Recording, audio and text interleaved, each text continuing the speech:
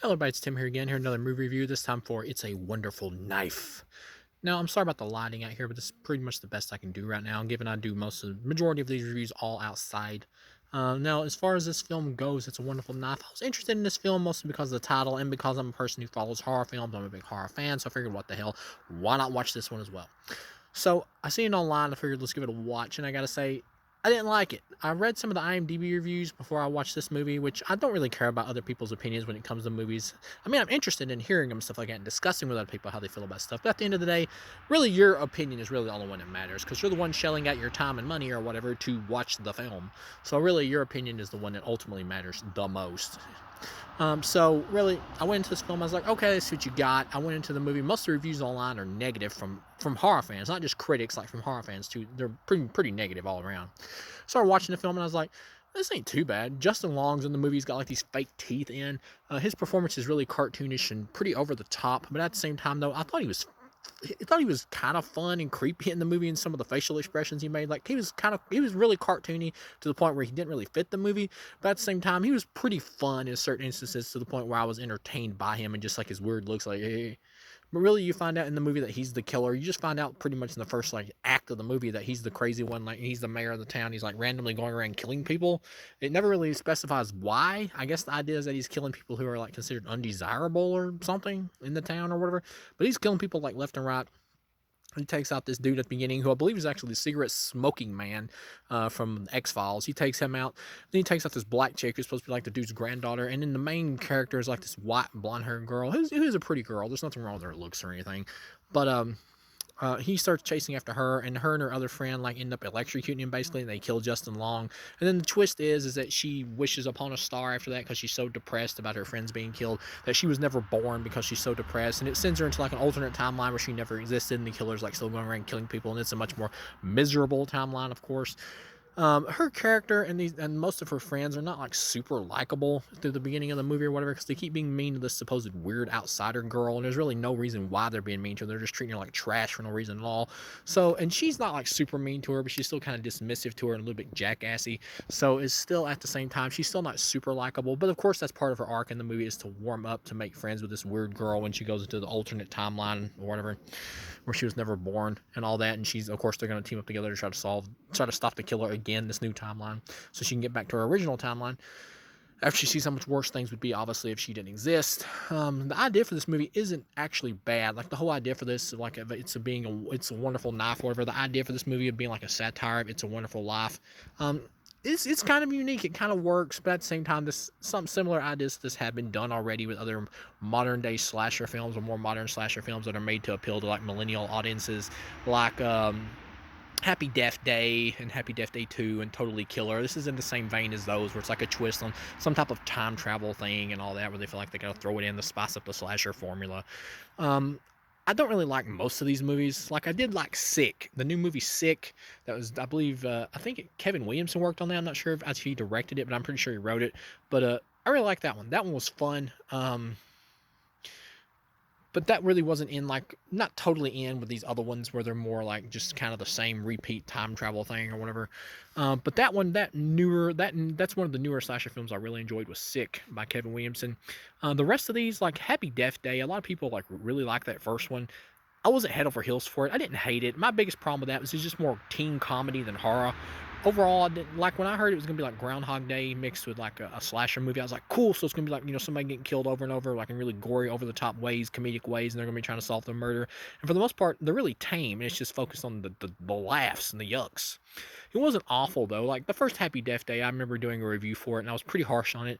I rewatched it not too long ago, and it's not absolutely terrible. It's all right. Like, I like it as an all right time waster, and I may have even said that in my review, but I think I made it sound worse than what it actually is. For me, it's more just all right. I just, for me, that movie would have benefited from being rated R, but for what it is all right. Happy Death Day 2 was not needed at all. It was just meh. It was like, I think I gave it like a low 2 stars. I still stand by that. I stand by my ratings for both Happy Death Day movies. But the second one did not need to be made. Totally Killer sucked. That was complete wasted potential. The worst problem with that was how annoying the main character was, where she's just like they tried to make her into like this social justice warrior, just like over the top in your face, because she goes back in time to the '80s and she just keeps trying to like social justicely correct everything everybody else is doing by telling them how wrong they are, and it's just like so in your face, like over and over and over and over. It would have could have worked. I know it's supposed to be like a fish out of water thing. Maybe it could have worked if it was more subtle and it was more just like played for laughs, but it's like so in your face and it's just not done in a humorous enough way to where it's playful enough or funny enough in that movie. So that movie was just annoying. It sucked. uh this one this one had a better first act, and even I would say almost a better first half than pretty much anything for me in Totally Killer.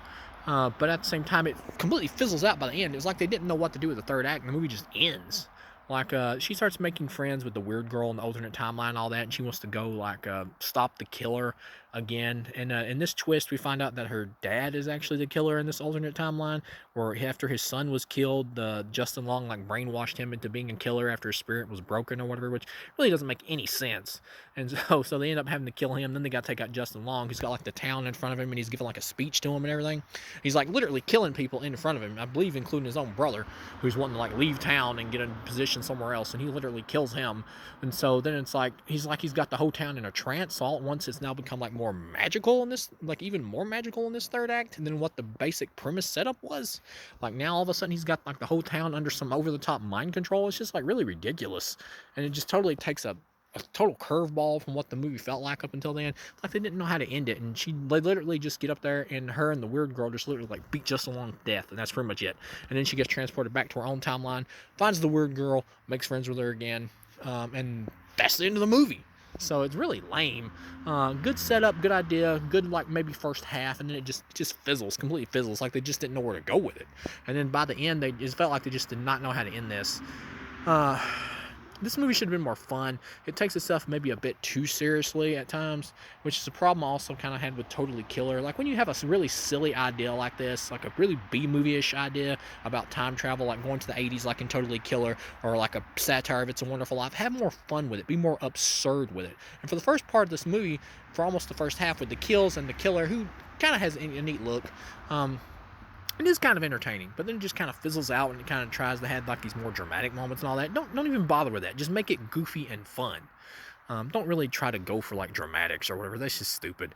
Never totally works in B movies like this. It just never totally succeeds because you need to be focused more on the fun. And that's where I feel like this movie falters, and where also a movie like Totally Killer faltered. Another thing is that, listen, I have no problem with gay characters in movies at all, whatsoever, none at all. I'm not one of those people who jumps on social media and is like, I'm anti-gay, or this movie's trying to be woke and all that. Like, I have no problem if you want to have gay characters in a movie or lesbian characters or anything like that. I don't care at all. I'm completely for diversity. I have no problem with it at all. Um, but when it feels like it's just thrown into a movie for no reason other than just to be there, like it felt in Totally Killer, where it felt like the character was just preaching nonstop to the characters for like no reason at all. It just felt like it was there just to be there, just to try to relate to like online modern day teenagers who do the same thing. That's when it's annoying. And here it's not so much that, but they have like these two gay guys at the beginning like making out or whatever in a scene, and then that's it. They're just randomly there just to say they're in the movie, and then like their whole relationship thing is like never played up again throughout the entire rest of the movie. It's just there for one sequence. That's it. So it was totally pointless. It was like it was completely there just to say, hey, we're hip, we're up to date. Yes, we have gay people in the movie. No, they do nothing. No, they're not really characters. They're just there. It felt pointless. So yeah, overall, this is a half-star movie. Is not good. I agree with pretty much the IMDb reviews about this movie, who also said the film just kind of fizzles out, and it really does. After watching it, it does. There's nothing here. So it's a good idea that's pretty much wasted. So thank you for watching, and I'll see you again.